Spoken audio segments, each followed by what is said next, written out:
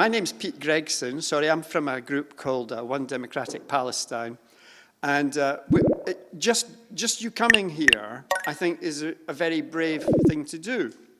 Because people say they're frightened to come because they don't want the Zionists filming them coming in the door. They'll lose their Labour Party membership or their union membership. So we're the only people in Britain saying Israel shouldn't exist. I mean, we are saying it's an illegal state. And most people are frightened when you say that. And getting the bookings for this tour was a nightmare.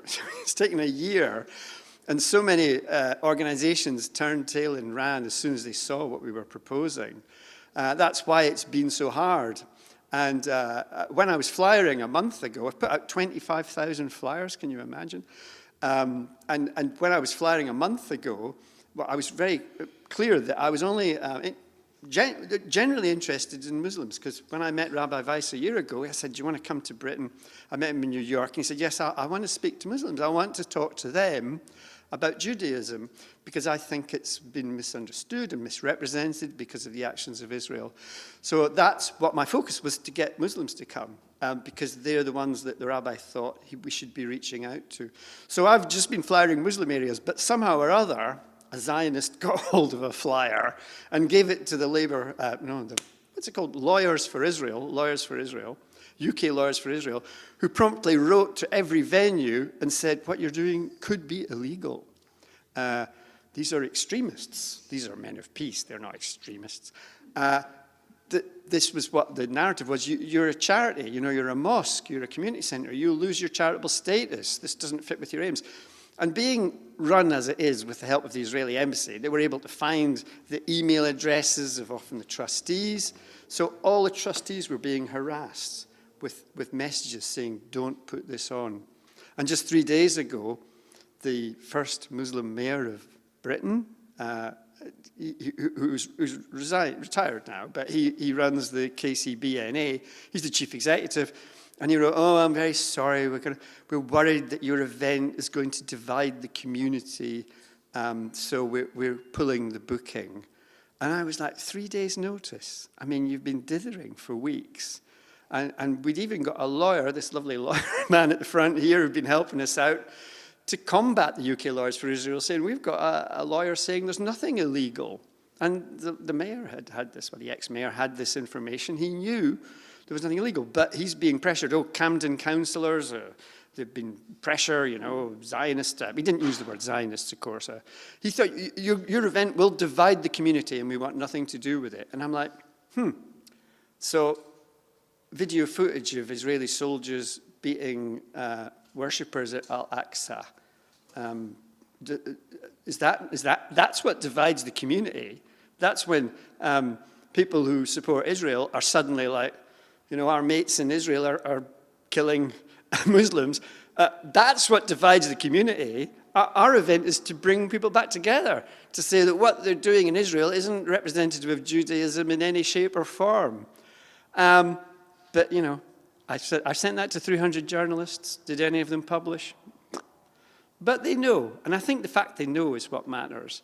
And just doing this at this time, this critical time, after Corbyn's been toppled, the Zionists are in the ascendant, they can do anything they want. I think what I'm concerned about, what I really want to happen eventually, is for a British government to take responsibility for the mess in Palestine. The British have done everything to create this illegal country. From the moment we took it from the Ottoman Empire, before we'd even done that, we'd already promised it. Balfour, from Edinburgh, where I'm from, had already promised this land to the Zionist Federation. I mean, it's insane. Winston Churchill, another great hero of Britain, 1921, British Colonial High Commissioner, he was putting through laws abandoning the Ottoman laws that said you could cultivate land wherever you found it, and bringing in new laws that said, Zionists can acquire land and start buying land, and the Zionists were buying them from absentee landlords.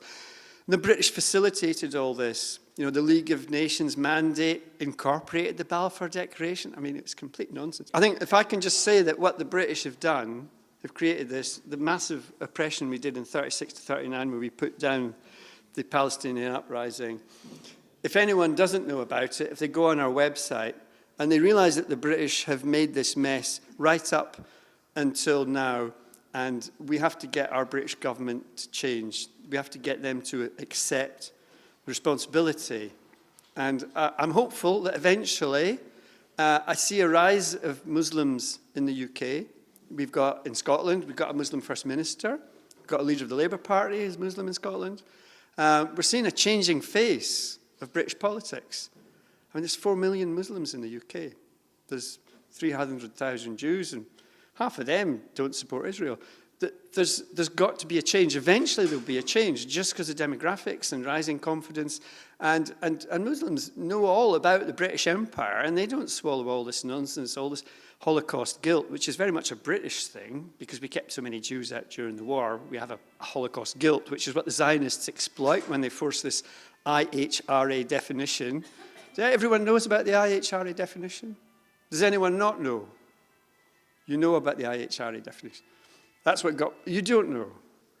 This is a new definition of anti-Semitism cooked up by the Israeli lobby, by the International Holocaust Remembrance Association.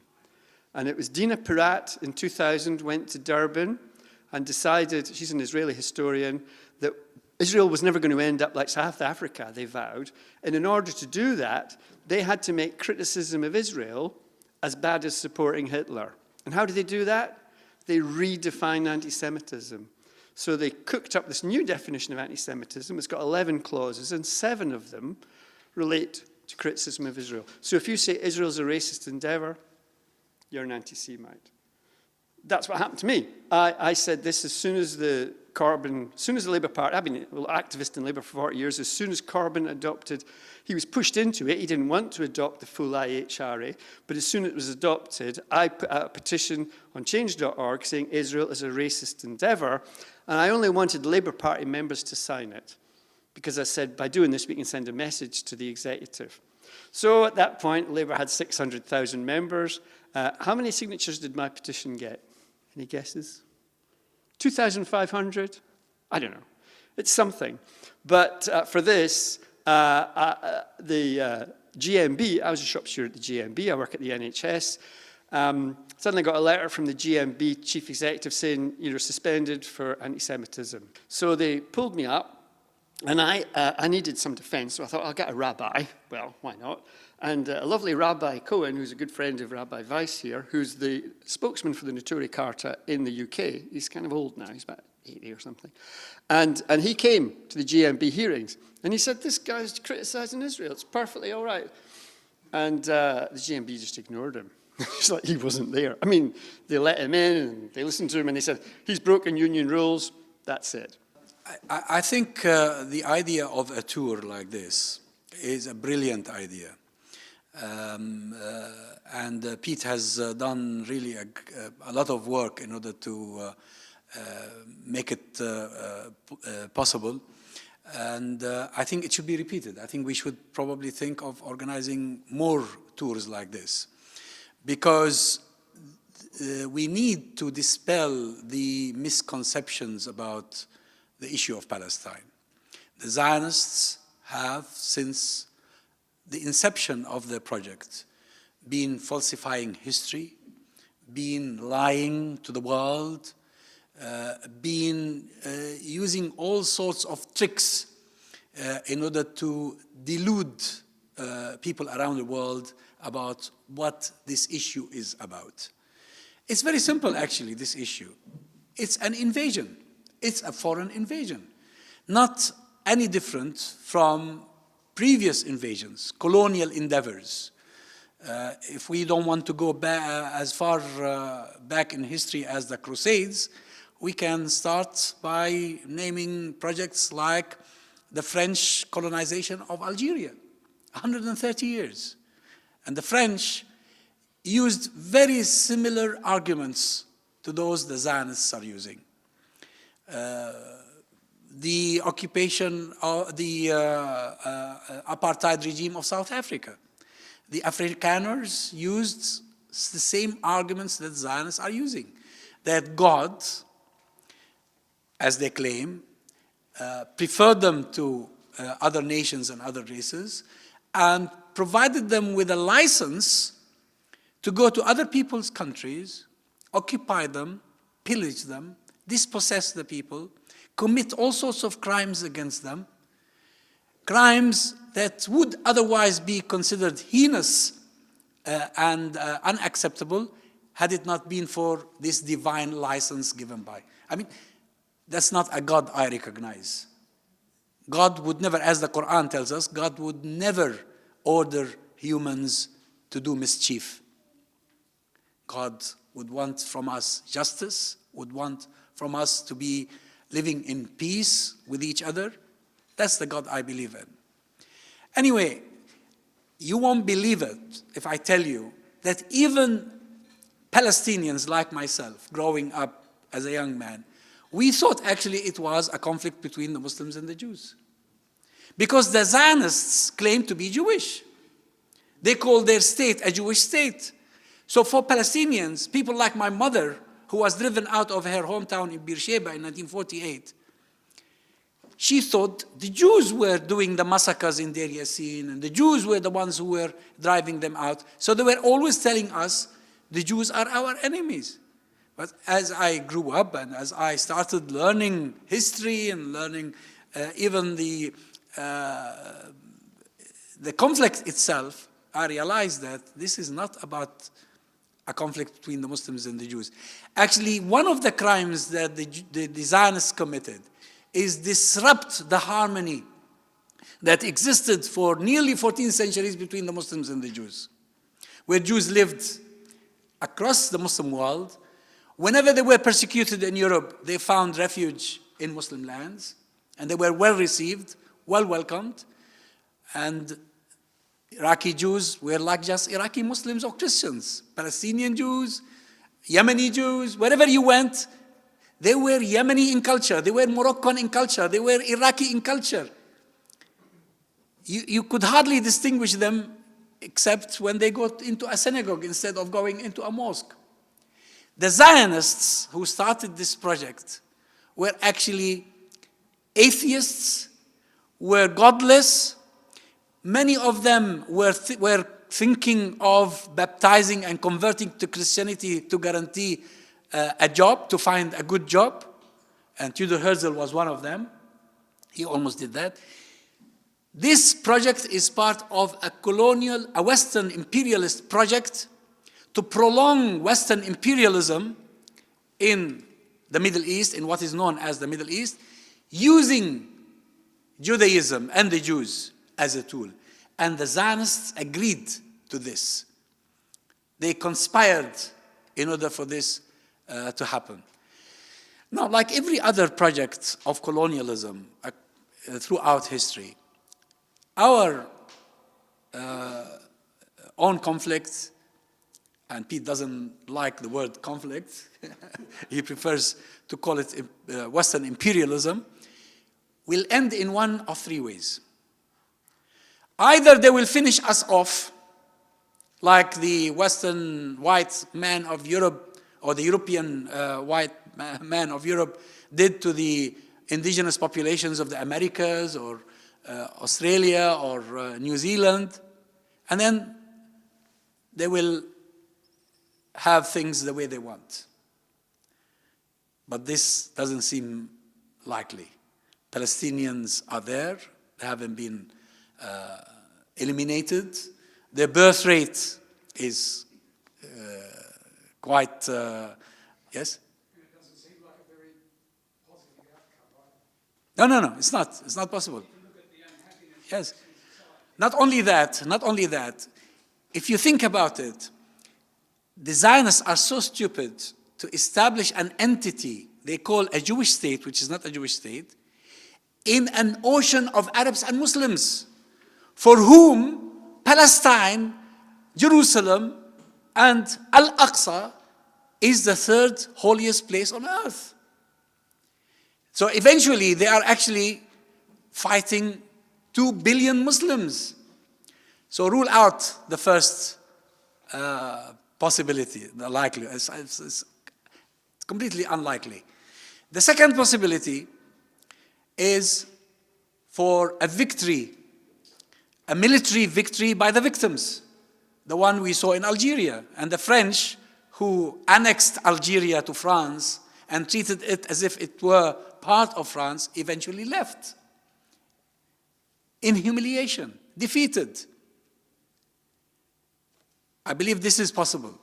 This is very possible. And now we see signs of this with all these sorts of problems within the Zionist entity that they created. Now, the third option, which could have been possible at one time, and by the way, nowadays, these days is the anniversary of the assassination of Rabin. Although I still believe all Zionists are not really innocent, but of course there are certain differences between some Zionists and other Zionists. And now when we see those who claim to be religious Zionists, you are tempted to think of Rabin as a man of peace. A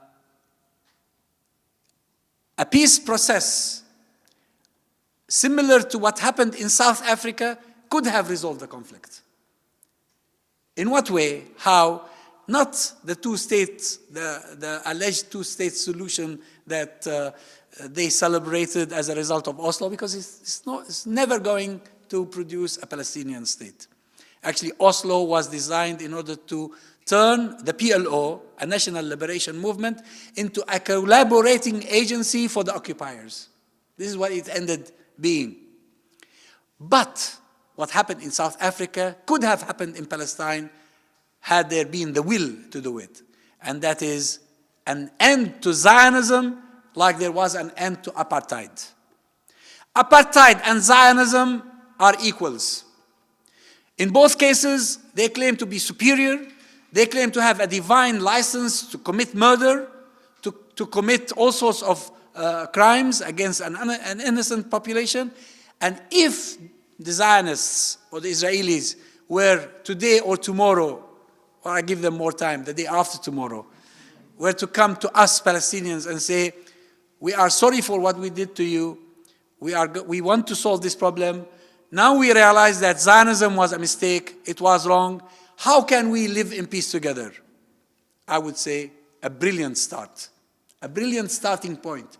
We can work out the future together without Zionism, because Zionism is as evil as apartheid was.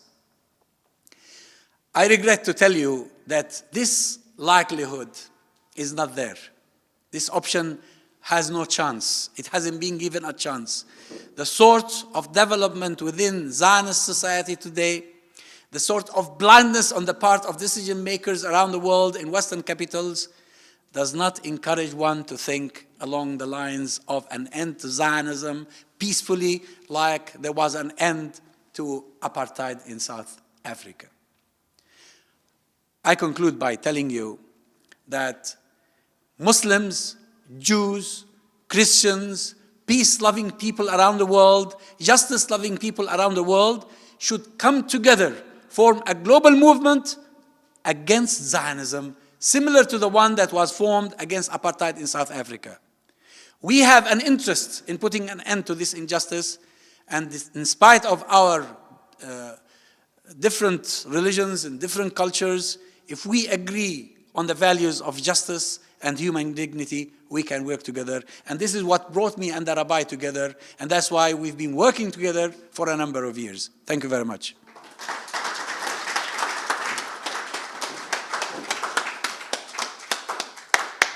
Thanks, Azam. These two have actually been on tour. They've actually spoken in Britain before, I think at PAL Expo a few years ago. And they've done similar kind of tours over the last 40 years or 50 years in America. So without further ado, I'd like to introduce Rabbi Yisrael David Weiss, who is the international spokesman of Neturei Karta USA. I pray to the Almighty that He should bestow upon me His truth, His wisdom, that I may be worthy of conveying His message and, inshallah, so doing, sanctify His name and bring peace to the world. It is an honor and a privilege to be here tonight. I'm humbled to have this opportunity to be able to, with God's help, represent the voice, the truth of the Torah, and the voice of so many Jews around the world, many who are under the occupation in Palestine and really around the globe. The Jews around the world, true to the Torah, share the view that I'm going to attempt to explain, to clarify. I'm only, of course, going to shed a little light on what this issue is, this conflict, because time is really not, it does not permit to delve into all the issues, but we want to open with a key, like in a key in a lock. You just open it a little, and it will give the opportunity for God help for everybody to continue and search in this issue. And hopefully it'll be a catalyst, it'll be an opportunity that maybe we should be able to come together soon, very soon, and celebrate a free Palestine. I have, first of all, Dr. Tamimi has so many things that we are here to recognize certain different points, certain issues, and Dr. Tamimi touched on all of these issues. But I'm just going to maybe embellish it a little bit, broaden it, to speak about it a little bit more, and it's just because it's so critical to understand these issues. Again, we have to thank Pete for bringing this together, for spending I think around a year to be able to bring this together, and it was very frustrating for him and very hard. I may disagree, not everything we share the same opinions, and certainly we may disagree very strongly in certain issues. Maybe just going to touch on something, because most probably I'll forget about it later. Peter spoke about that he attacked, that the Zionists exaggerate the Holocaust. But then he explained that he's talking about how the Zionists use the Holocaust. And basically, the Zionists use the Holocaust. As many times I mentioned, my grandparents were killed in the Holocaust. The majority of my family was murdered in the Holocaust. My grandparents were killed in Auschwitz. My father escaped from the Nazis from Hungary. And it is the story of many Jews. It is impossible, it is really impossible to adequately talk and to enumerate all the crimes of the Nazis. You can't, as you can't enumerate the crimes of any people who are murdered. So to say they exaggerated it, it's impossible to exaggerate. You can't fathom what it is, and that's not what this talk is about. But what Pete said, that they use it. For instance, they had Yad Vashem to remember the Holocaust. They constantly speak about the Holocaust, and they're using the Holocaust to intimidate that people should be fearful of speaking up against the state of Israel and whatever actions emanate from the state of Israel. That's a fact, because the Yad Vashem, for instance, why do they use the Holocaust? Is intertwined with the state of Israel. Why does that have to be? When the fact is, there are so many Jews who oppose the existence of the state, and we will explain why with God's help. How dare they take this issue of the Holocaust and taint it with another issue, which totally doesn't belong there. It's an issue which is debatable to a certain degree at least, or whatever it may be. So how dare they take this Holocaust, which is pure suffering of Jews, and Jews who are totally in opposition, many of the Jews who are in total opposition, and they have to insist that they, as I say, incorporate the state of Israel into it, and Israel into it.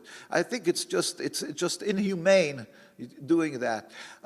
There's many other issues. They keep bars of soap, that Jews were melted into bars of soap, and lampshades and other things, which according to the Jewish law, they suffered in their lives. They were murdered, they were burnt, they were melted down to what it was, and they have to be buried.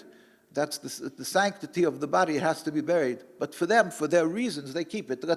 What they should do is make a mold, a copy of it. Don't keep the bodies that were murdered and keep them out. But this is just part and parcel of what Zionism is, and that's what I will explain with God's help. So, as I say, we may have differences of opinion, Pete, but the idea is what Pete is trying to do is basically to explain that the concept, the state of Israel is illegitimate. The state of Israel is wrong. We are suffering from it, and of course, in that we're in full agreement. Dr. Tamimi is a Palestinian. It's an honor and a privilege to be together with a Palestinian. As he says from Khalil, this is a special honor and a privilege where our forefathers were buried there, and this is a fact that the Jewish people throughout the ages have found a home and were embraced and given a life when we were being driven from other lands during the Inquisition and Crusades. And throughout these hundreds and hundreds of years back, we simply would have perished. Of course, there's the Almighty, everything is in the hands of the Almighty, but the ones who ultimately did the Savior were the Muslim people, the Arab people, the Muslim people, and every single country, as Dr. Tmimi was so eloquently said, they took in the Jews. We flourished in these countries. We put out our greatest Torah authorities and came from all of the Arab and Muslim countries, and therefore, it is something which is another point of this Nakba, this terrible tragedy, as Dr. Tamimi was saying, that they drove a rift, a hate, an estrangement between people that were living so beautifully together for hundreds of years. I always carry a picture showing just one picture of so many. There's untold thousands of how Jew and Arab together lived in the same courtyards, babysat each other's children, the most precious object that a person has, their children. They entrusted their children in the Jews and their Muslim neighbors, and the Muslims and the Jewish neighbors. And this was the simple way of life. I mean, it is something which, if you will say that you're living together on the street in Britain and you entrust your child with your neighbor, Christian neighbor, somebody's looking at you, like, you're mad, so what's the great wonder? But that's the way. But today it's a wonder if you can say you entrusted your child with your Muslim neighbor as a Jew, or the Muslim neighbor with the Jewish people. This was the fact, as it should be, as God wanted it to be. This is the fact of history. We live together. What changed in history?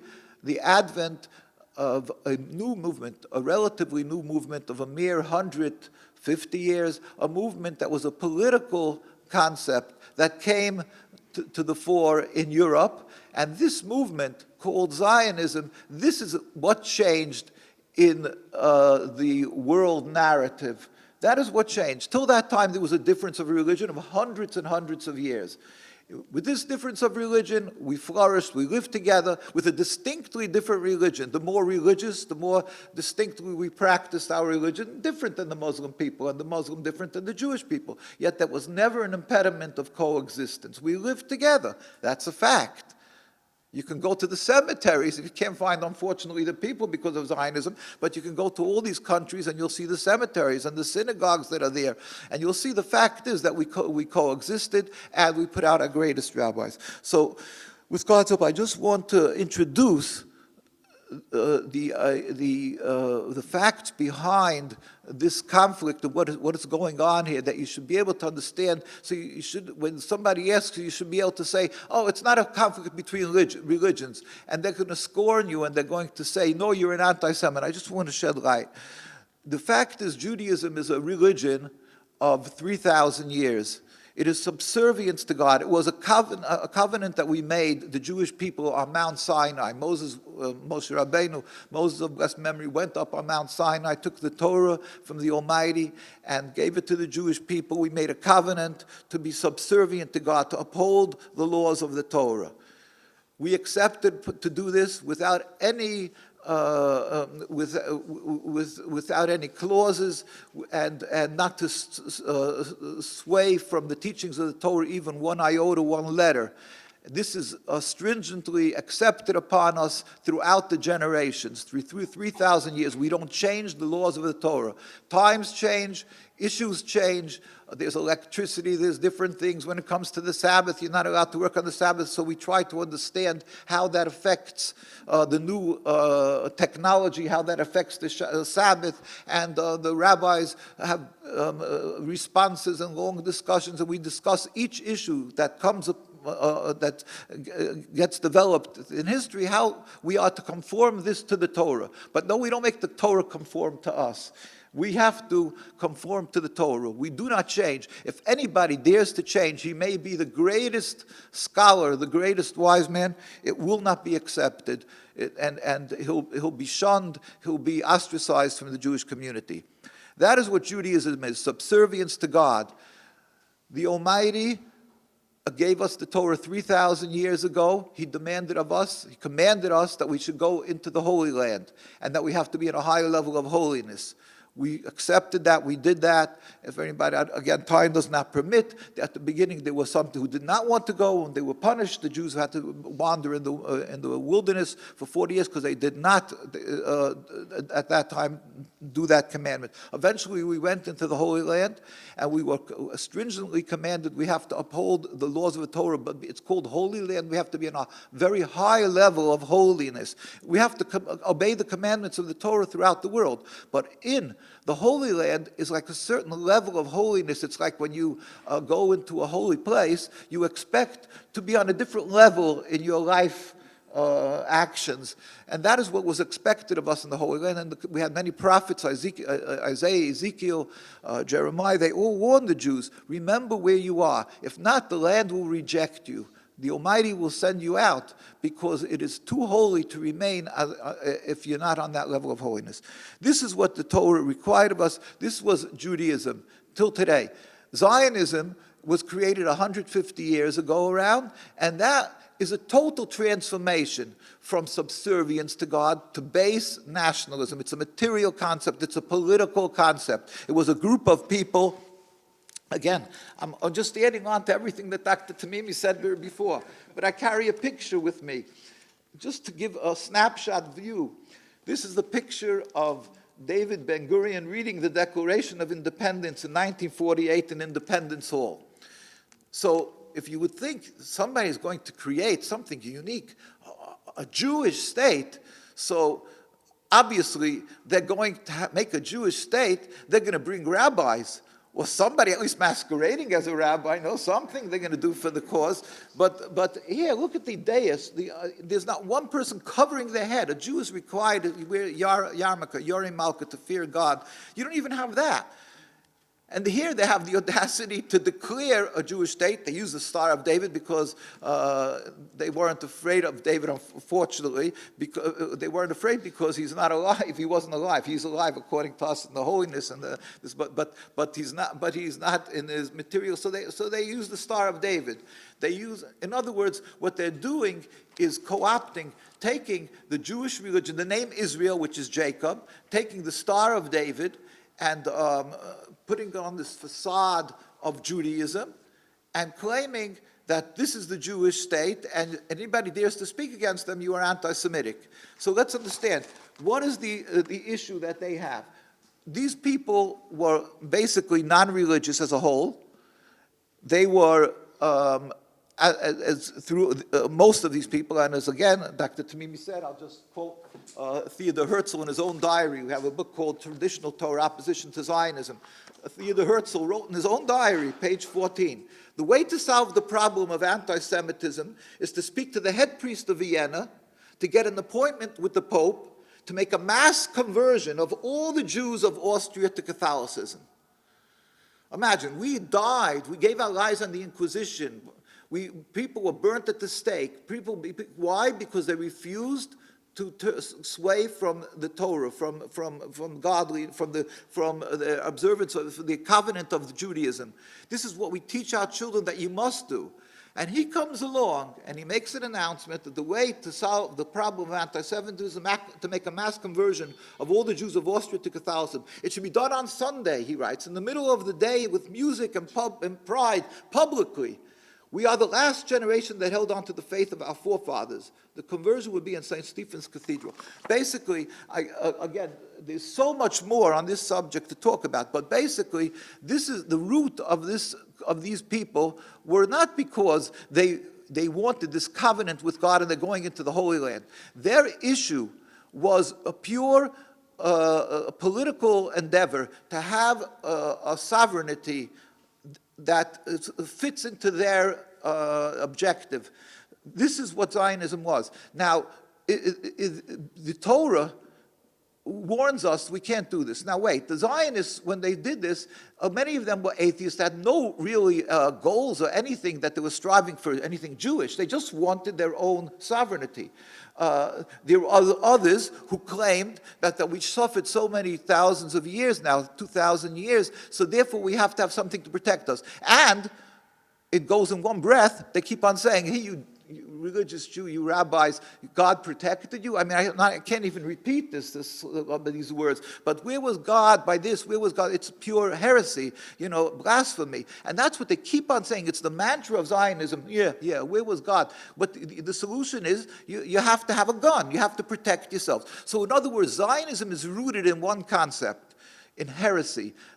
Saying that God can't protect us, God didn't protect us, God does not protect us. So it's rooted in heresy, at least. In other words, if some of them have nothing with religion, but even the ones that do, it's rooted in heresy. Now, when they developed the country, their state, when it came into fruition, when they brought this country into being, so now they're transgressing three of the basics of cardinal sins. Why? Because King Solomon built the temple around 3,000 years ago, and it existed for a few hundred years. Then it was destroyed. There was a second temple. Then we were driven into exile 2,000 years ago. King Solomon, he built the temple. It wasn't destroyed in his time, but he wrote a prophecy in his book called Shir HaShirim, Song of Songs. And he wrote that the Almighty put the Jews on the three oaths. If we will be driven from the land, then one, we are not to return en masse, in large numbers, as a nation. We are not to return. As individuals, Jews, according to the Torah, and with the permission of, let's say, the Ottoman Empire, whoever may be the ruling time at that time, may live there as individuals, according to the Jewish law. But as a nation, to return en masse, to make our own sovereignty, that is expressly forbidden for Jews, regardless if there is people living in that land. If it would have been a totally desolate desert, we still would be forbidden totally to make a Jewish homeland. That is the basics of exile. God drove us into exile 2,000 years ago, and we are, with the destruction of the temple, we are forbidden to recreate a Jewish sovereignty. Secondly, the second oath, this is what he writes in the Song of Songs, which is written in the Jewish laws. The second, in the Talmud. The second thing he wrote is that we are forbidden to rebel against any nation. We have to be loyal citizens in every country we reside. We have to pray for the well-being of the country, even if we're taxed to the extreme, even if we're hounded and harassed and mistreated. We have to be loyal citizens in every country we reside. And the Jews follow this edict. In fact, the Jews were living under the Greek rulership in the Holy Land. Well, at the time of by the Second Temple, and it was the Maccabees, they made the Holiday of Lights. If you know, they made the house, well, because that was, they were being taxed by the Greeks and they accepted it. But then the Greek leadership came along and they said, the Jews can't keep Sabbath, punishable by death. They can't do circumcision, punishable by death. So when the Greeks came with these new laws, decrees, then the Maccabees, which were a few older rabbis, picked themselves up and they said, we're going to fight the Greeks. And even though it was impossible, there were only a few people, but God made a miracle and they defeated the Greeks. Why? Again, they didn't fight the Greeks for taxes. They didn't fight them to take over rule over the land. They fought them because they were being held back from keeping the Torah laws. This is the facts of our history. The third of the three oaths is that we are not to make any attempt to end exile. And Zionism breaches every one of these oaths. The concept is heresy. And in fact, when they made the state, they breached the oath returning en masse because they picked Palestine. Why did they pick Palestine? They wanted to go to Uganda. They didn't need Palestine. They hated Judaism. But they picked Palestine for one reason only, because they need massive support from the world. And that way they can wave the Torah as a deed to the land and claim to the world, hey, the children of Israel and the land of Israel, you have to support us. And they knew very well, that the evangelistic Christians and Jews who don't know the Torah will support them. So they picked Palestine, even though they really had plans to pick other lush lands, more productive lands. They picked Palestine simply because they knew the world will support them. So they come to Palestine, and in that manner, they breach.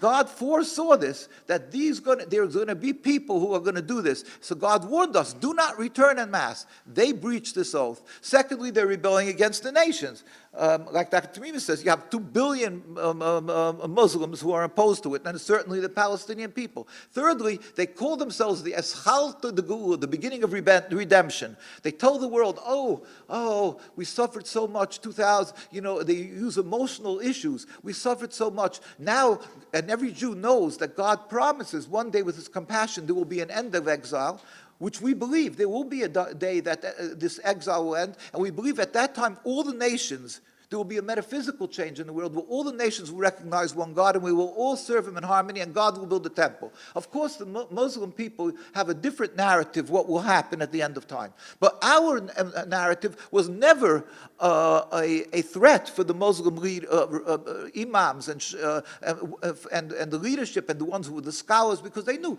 as a Jew, we are forbidden to make any attempt to preempt this, to bring it to the end, because it can only happen through a miracle of God, where there will stop being atheism, and people will all serve God in harmony. So, not become Jews, but just serve God in harmony, and God will build the temple out of fire, we believe. It says it in our prayers.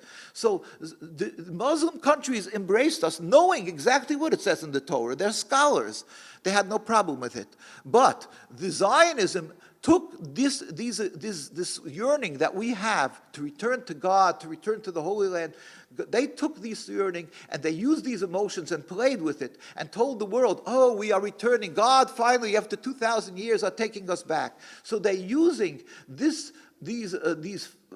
truths of the Torah and misconstruing and with criminally and using all these concepts in order to create a false, unacceptable state of Israel. The fact is, the rabbis around the world stood up, and we put out a book. The rabbis speak out around the world. From European Jews, from Asian Jews, from the Middle Eastern Jews, every one of them stood up as the majority, almost every one of them, that is to say. They found a handful of rotten apples, but the leaders of the community said, no, we are opposed to it. And when it comes, and in fact, the 1920s, the Zionists started coming. They didn't come in 1948. They came at the beginning of the 20th century. When they started coming, in the 1890s, when they came, the chief rabbi of the Jewish community, again, they put on this facade of religion. They also make it a rabbinate.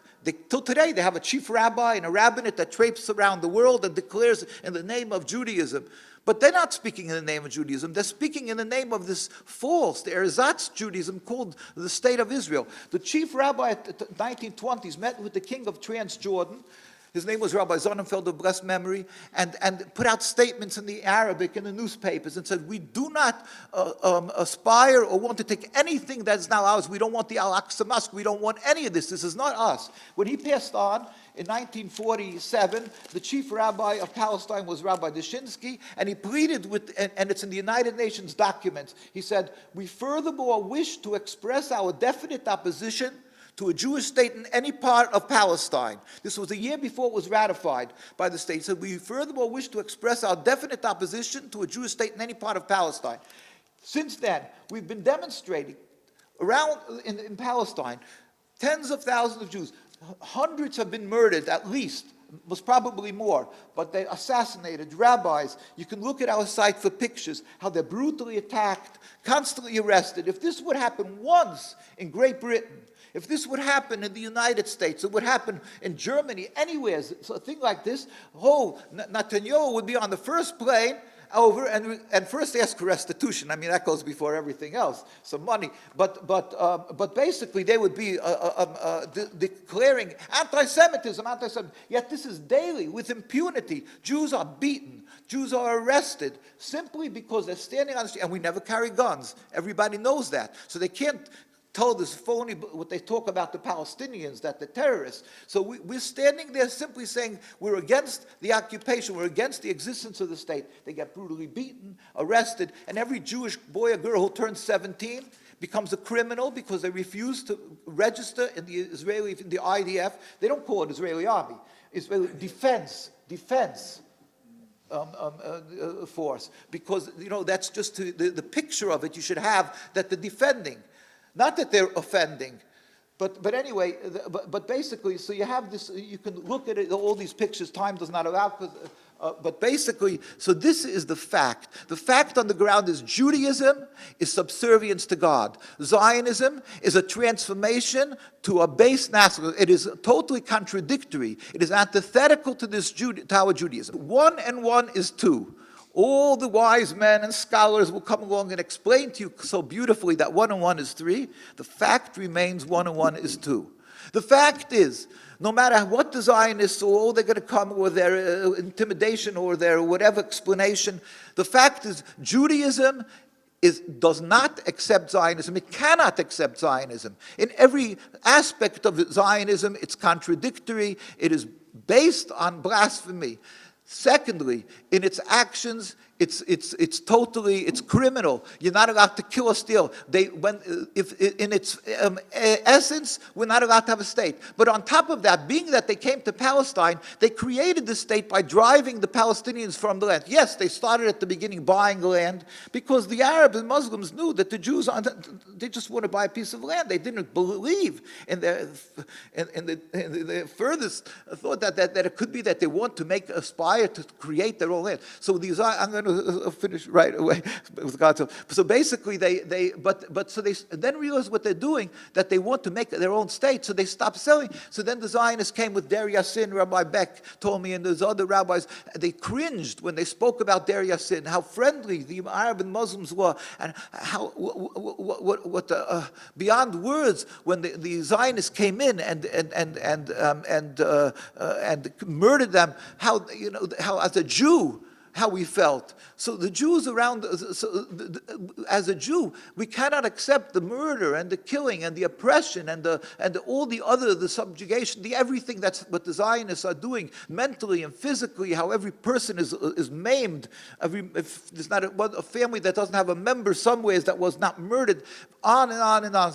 So this is against our Torah. Thirdly, a Jew has to show gratitude for what is good is done. So be above, you're not allowed to kill or steal. There was the Muslims and the Arabs in Palestine, in Iraq, in Iran, in Tunisia, in Yemen. But in Palestine, certainly, also amongst them, the Jews were embraced and given a home. How dare they take the good that was done to them and make a narrative that there's anti-Semitism, there's an ingrained hate to the Jews from the Muslims and from the Palestinians that is so unacceptable, it is repugnant and repulsive beyond words. It's part of the Nakba, as Dr. Tmimi was saying. So there's the issue of not having a state, there's an issue of creating the state through murder, through killing, oppression, and turning the issue of gratitude on its head. Everything that's required and every facet, Zionism is incompatible with Judaism.